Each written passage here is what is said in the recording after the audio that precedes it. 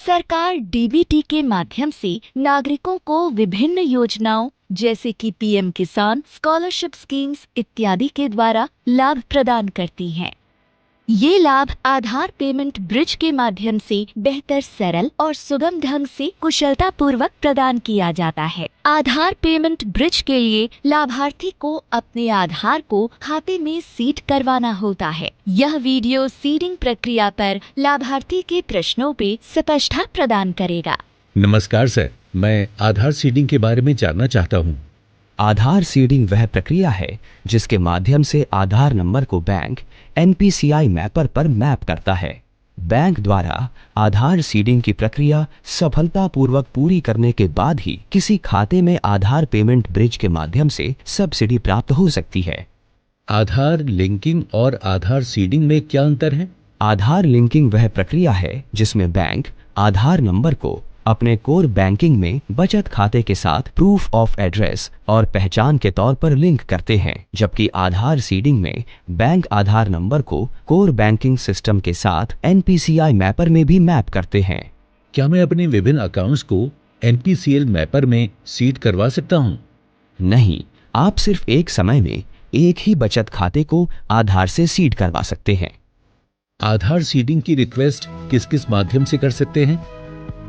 आप आधार seeding request अपने bank में व्यक्तिगत रूप से जाकर तथा कंसेंट फॉर्म भरकर या जो भी बैंक ऑनलाइन बैंकिंग के माध्यम से ये सुविधा प्रदान कर रहे हैं उनके ऑनलाइन बैंकिंग पेज पर जाकर रिक्वेस्ट जमा कर सकते हैं।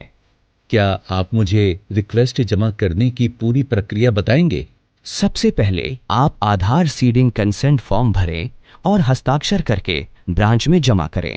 केवाईसी सही होने के बाद बैंक अपने कोर बैंकिंग सिस्टम में आधार लिंकिंग करता है और उसके बाद एनपीसीआई मैपर पर अपडेट करता है। अगर मेरा आधार पहले से किसी बैंक में सीडेड है और मैं दूसरे बैंक में सीडिंग करवाना चाहता हूं, तब भी यही प्रक्रिया रहेगी?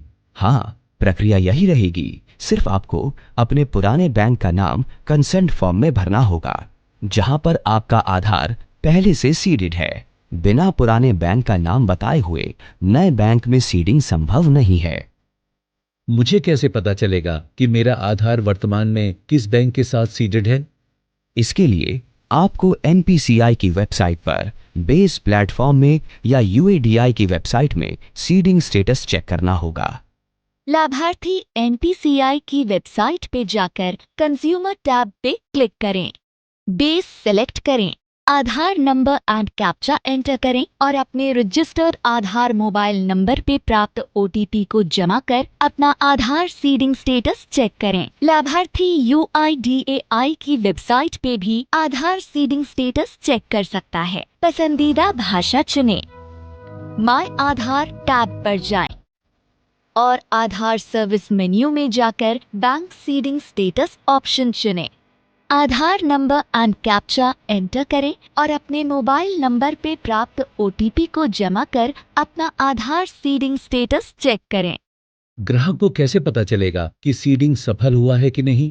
सीडिंग सफलतापूर्वक होने पे बैंक लाभार्थी के रजिस्टर्ड मोबाइल नंबर पे एसएमएस भेजता है। आप एनपीसीआई के बेस प्लेटफॉर्म और यूआईडीएआई की वेबसाइट पे जाकर ऊपर बताए प्रतिक्रिया को फॉलो करके आधार सीडिंग स्टेटस चेक कर सकते हैं।